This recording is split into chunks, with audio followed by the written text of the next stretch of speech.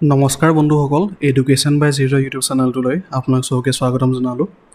আজিৰ ভিডিঅ'ত আমি ডিছকাছ কৰিম ADREৰ 2024ৰ অফিচিয়েল চিলেবাছখনৰ ওপৰত। এইখন যোৱাকালি তেওঁলোকে ৰিলিজ কৰিছিল, আছাম ট্ৰিবিউনখনত দিছিল এই অফিচিয়েল চিলেবাছখন। ইয়াত মই গ্ৰেড 3 আৰু গ্ৰেড 4 দুটা এক্সামৰে অফিচিয়েল চিলেবাছৰ বিষয়ে ডিছকাছ কৰিম। তাত মই ডিছকাছ কৰিম যে কোনটো ছাবজেক্টৰ পৰা কিমান মাৰ্কছ আহিব আৰু এক্সাম পেটাৰ্ণটো কেনেকুৱা হ'ব। ঠিক আছে, একদম ধুনীয়াকৈ ডিটেইলছত ডিছকাছ কৰিম। এই ভিডিঅ'টো আপোনালোকৰ কাৰণে খুব ইম্পৰ্টেণ্ট হ'ব, গোটেই ভিডিঅ'টো শেষলৈকে চাব। ঠিক আছে, প্ৰথমতে মই গ্ৰেড 3খিনি ডিছকাছ কৰি লওঁ, তাৰপিছত গ্ৰেড 4খিনি ডিছকাছ কৰিম। চ' গ্ৰেড 3 চবচে প্ৰথম পেপাৰখন হয় বেচেলাৰ ডিগ্ৰী লেভেল। এই বেচেলাৰ ডিগ্ৰী লেভেলখনতে বহুতকেইটা কেটেগৰী আছে, যেনেকৈ degree with computer, degree without computer, stenographer আৰু লাইব্ৰেৰিয়ান। এই চাৰিটা কেটেগৰী এই পেপাৰখনতে হয়, মানে এইখন পেপাৰ দি পেলাই এই চাৰিটা কেটেগৰী চিলেক্ট কৰা হয়। ঠিক আছে, চ' আপুনি যেনেকৈ এপ্লাই কৰিছিল তেনেকৈ আপোনালোকে চাই ল'লেই হ'ল, মানে সেই চাৰিটা কেটেগৰীৰ কাৰণে এইখনে পেপাৰ হয়। চ' এতিয়া যদি আমি বেচেলাৰ ডিগ্ৰীত কি ছাবজেক্ট আহিব, কিমান মাৰ্কছ থাকিব তাৰ বিষয়ে চাওঁ। বেচেলাৰ ডিগ্ৰীত থাকিব ছ'চিয়েল ষ্টাডিত 30টা কুৱেশ্যন থাকিব, জেনেৰেল নলেজত 35টা কুৱেশ্যন থাকিব, লজিকেল ৰিজনিং এণ্ড মেণ্টেল এবিলিটিত 20টা কুৱেশ্যন থাকিব,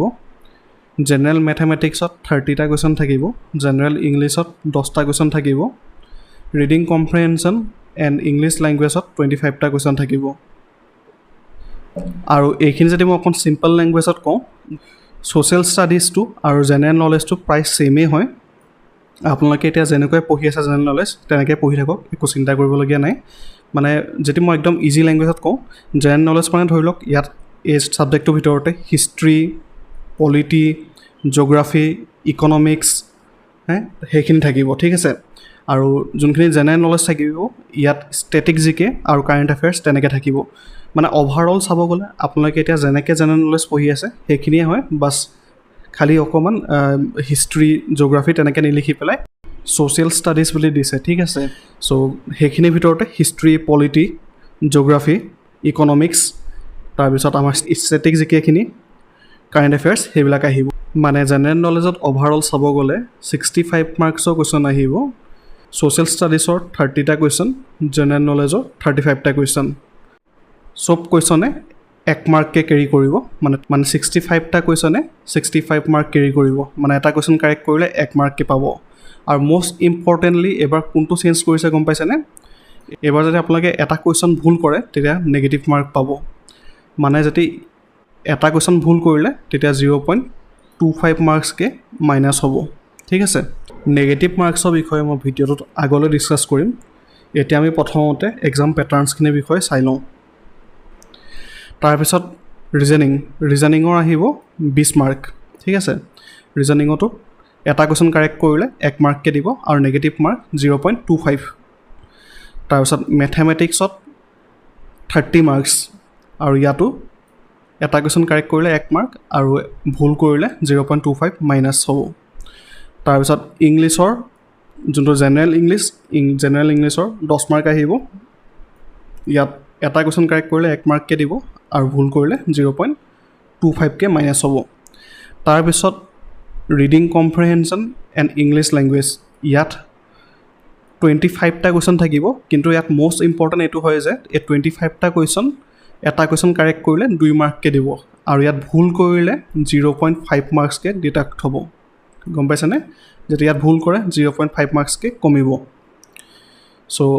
ইংলিছৰ যদি আমি টোটেল মিলাব যাওঁ 50 + 10 মানে 60 মাৰ্কছ, ইংলিছৰ 60 মাৰ্কছ আহিব। ঠিক আছে, আৰু ৰিডিং কম্প্ৰিহেনশ্যন মানে বুজি পাইছে নহয়, এনেকৈ যে পেছেজ দি দিয়ে, যে এটা ডাঙৰ পেছেজ দি দিয়ে পেৰাগ্ৰাফৰ নিচিনা, সেই পেৰাগ্ৰাফটো পঢ়ি পেলাই তাৰ এনচাৰখিনি দিব লাগে, সেইটো ৰিডিং কম্প্ৰিহেনশ্যন হয়। আৰু ইয়াৰ ভিতৰতে আপোনালোকৰ যোনখিনি ভকেবুলাৰীখিনি থাকে সেইখিনি থাকিব, যেনেকৈ চিনোনিয়াম, এণ্টনিয়ামছ সেইবিলাক থাকিব। ঠিক আছে, চ' আকৌ এবাৰ যদি মই কনক্লুড কৰি পেলাই কওঁ যে কোনটো ছাবজেক্টৰ পৰা কিমান মাৰ্কছ আহিব, জি কে পৰা ধৰক 65 মাৰ্ক আহিব জি কে পৰা। তাৰপিছত ৰিজনিঙৰ পৰা ধৰক 20 মাৰ্ক আহিব, মেথছৰ পৰা আহিব 30 মাৰ্ক, ইংলিছৰ পৰা আহিব 60 মাৰ্ক। ঠিক আছে,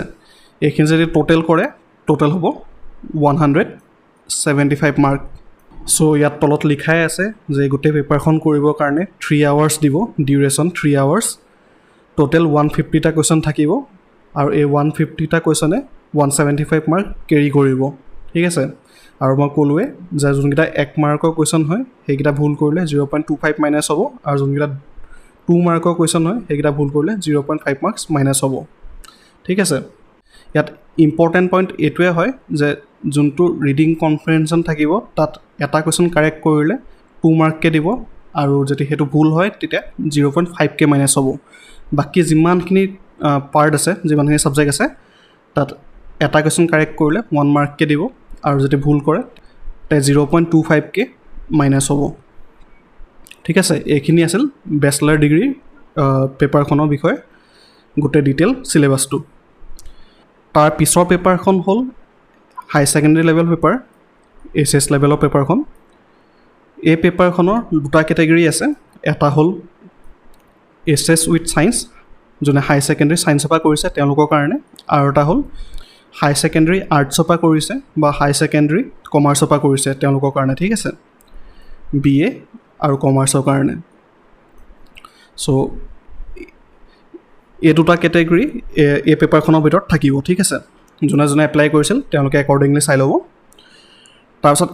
এই পেপাৰখনত হাই ছেকেণ্ডেৰী লেভেল পেপাৰখনত কোনটো ছাবজেক্টৰ পৰা কিমান মাৰ্কছ আহিব, লগতে কিমান মাৰ্কছ থাকিব তাৰ বিষয়ে চাওঁ।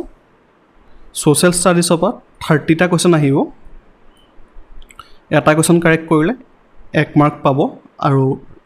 এটা যদি কুৱেশ্যনটো ভুল কৰে তেতিয়া 0.25 মাইনাছ হ'ব, ঠিক আছে। আৰু এই ছ'চিয়েল ষ্টাডিজটোতে হিষ্ট্ৰী,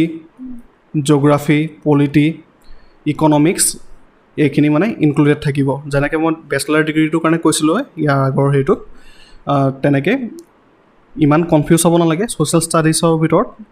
হিষ্ট্ৰী, জিঅ'গ্ৰাফী, ইকনমিক্স আৰু পলিটি এইকেইটা থাকিব। তেনেকৈ জেনেৰেল নলেজত ধৰি লওক কাৰেণ্ট এফেয়াৰ্ছ আৰু ষ্টেটিক জিকেখিনি থাকিব, ঠিক আছে। চ' এইখিনি নামটো দি পেলাই ইমান ভয় খাব নালাগে, যেনেকৈ জেনেৰেল নলেজ পঢ়ি আছে তেনেকৈ পঢ়ি থাকিলে হ'ল। তাৰপিছত জেনেৰেল নলেজত ইয়াত দিছে, ইয়াত জেনেৰেল নলেজত 30টা কুৱেশ্যন আহিব, আৰু এটা কুৱেশ্যন 1 মাৰ্ককৈ কেৰি কৰিব, এটা ভুল কৰিলে 0.25কৈ মাইনাছ হ'ব। তাৰপিছত 3 নম্বৰত দিছে logical reasoning and mental ability, মানে ক'ব গ'লে ৰিজনিঙৰ পৰা আহিব 20টা কুৱেশ্যন, এটা কুৱেশ্যন কাৰেক্ট কৰিলে 1 মাৰ্ককৈ পাব, আৰু ভুল কৰিলে 0.25কৈ মাইনাছ হ'ব। তাৰপিছত জেনেৰেল ইংলিছৰ পৰা আহিব 35টা কুৱেশ্যন, এটা কুৱেশ্যন কাৰেক্ট কৰিলে 1 মাৰ্ককৈ পাব, আৰু ভুল কৰিলে ছেম ইয়াতো 0.25কৈ মাইনাছ হ'ব। তাৰপিছত 5 নম্বৰত দিছে জেনেৰেল মেথমেটিক্স,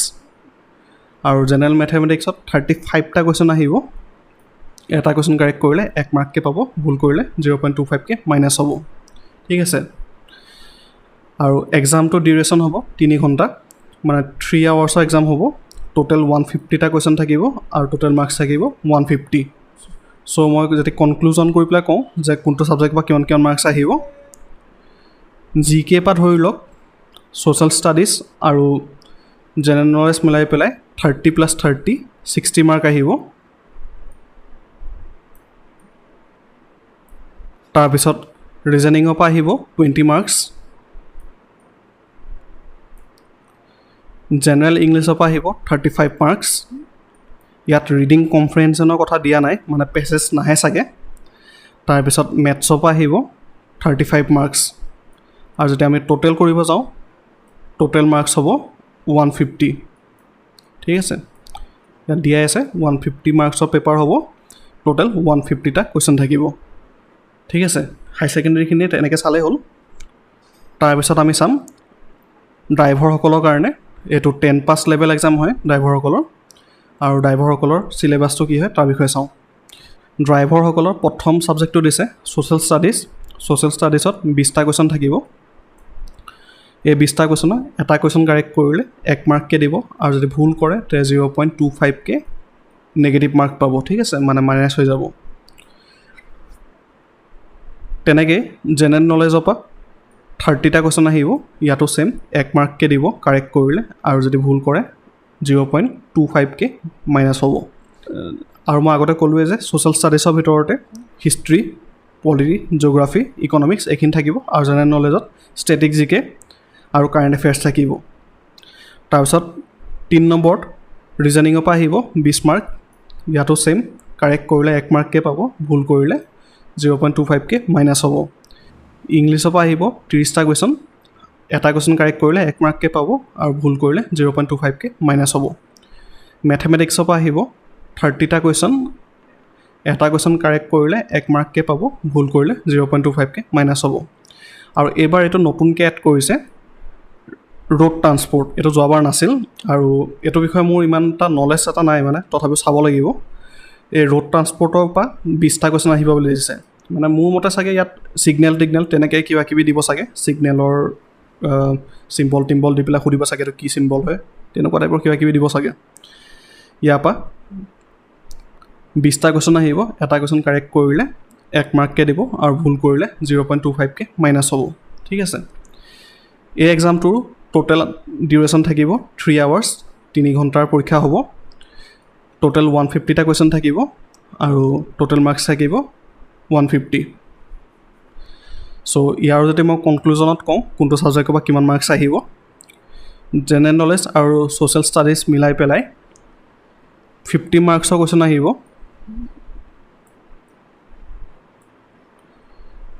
লজিকেল ৰিজনিং আৰু মেণ্টেল এবিলিটি মানে যোনটো আমি শ্বৰ্টত ৰিজনিং বুলিও ক'ব পাৰোঁ ৰিজনিঙৰ পৰা আহিব 20 মাৰ্কৰ কুৱেশ্যন জেনেৰেল ইংলিছৰ পৰা আহিব 30 মাৰ্কৰ কুৱেশ্যন জেনেৰেল মেথমেটিক্সৰ পৰা আহিব 30 মাৰ্কৰ কুৱেশ্যন আৰু ৰোড ট্ৰান্সপৰ্টৰ পৰা আহিব 20 মাৰ্কছৰ কুৱেশ্যন মানে টোটেল 150 মাৰ্কছৰ কুৱেশ্যন আহিব আৰু টোটেল কুৱেশ্যন থাকিব 150 এটা কাৰেক্ট কৰিলে 1 মাৰ্ককে পাব আৰু ভুল কৰিলে 0.25 মাইনাছ হ'ব ঠিক আছে ড্ৰাইভাৰৰ এইখিনি ডিটেইল চিলেবাছ তাৰপিছত সেই ন'টিছখনতে তেওঁলোকে লাষ্টত কিছুমান ইম্পৰ্টেণ্ট পইণ্ট দিছিল গ্ৰেড 3 কাৰণে সেই পইণ্টখিনিৰ ওপৰত চাওঁ যেনেকৈ মানে কেইদিনমান আগলৈকে বহুতৰ কনফিউজন হৈ আছিল যেনেকৈ এক্সামটো ডেছক্ৰিপটিভ হ'ব নে MCQ হ'ব ইয়াত ক্লিয়াৰলি দিয়া আছে গোটেইখিনি কুৱেশ্যন MCQ বেছ কুৱেশ্যন হ'ব ঠিক আছে তাৰপিছত আৰু ইয়াত যিমানবিলাক মানে কুৱেশ্যন দিয়া আছে যে এইটো ছাবজেক্টৰ ইমান কুৱেশ্যন আহিব প্ৰায় সেনেকুৱাই থাকিব তাত হয়তো এটা দুটা কুৱেশ্যন অকণ ওপৰ তল হ'ব পাৰে সেইটো বিষয়ে লিখা আছে ছেকেণ্ড পইণ্টটোত যেনেকৈ ধৰি লওক ৰিজনিঙত 20টা কুৱেশ্যন দিয়া কথা আছিল কিন্তু বোলে দিলে 18টা কুৱেশ্যন সেই তেনেকুৱা টাইপ হ'ব পাৰে বোলে এটা কুৱেশ্যন বা দুটা কুৱেশ্যন এনেকৈ আপ ডাউন হ'ব পাৰে সেইকাৰণে ইয়াত দিয়া আছে যে মানে স্লাইটলি ভেৰি কৰিব পাৰে কিন্তু টোটেল 150টাই কুৱেশ্যন থাকিব তাৰপিছত নেগেটিভ মাৰ্কটো যোনটো এবাৰ নতুনকৈ ইণ্ট্ৰডিউচ কৰিছে নেগেটিভ মাৰ্কটোৰ বিষয়ে লিখা আছে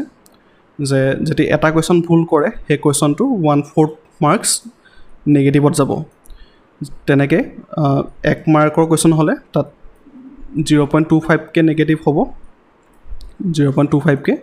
আৰু যদি 2 মাৰ্কৰ কুৱেশ্যন হয় ইয়াত 0.5কে নেগেটিভ হ'ব ঠিক আছে এইটো কোনোবা হয়তো বুজি নাপাব পাৰে মানে চাওক যেতিয়া আমি 2 1/4 উলিয়াওঁ 2 1/4 ওলালে কিমান হ'ব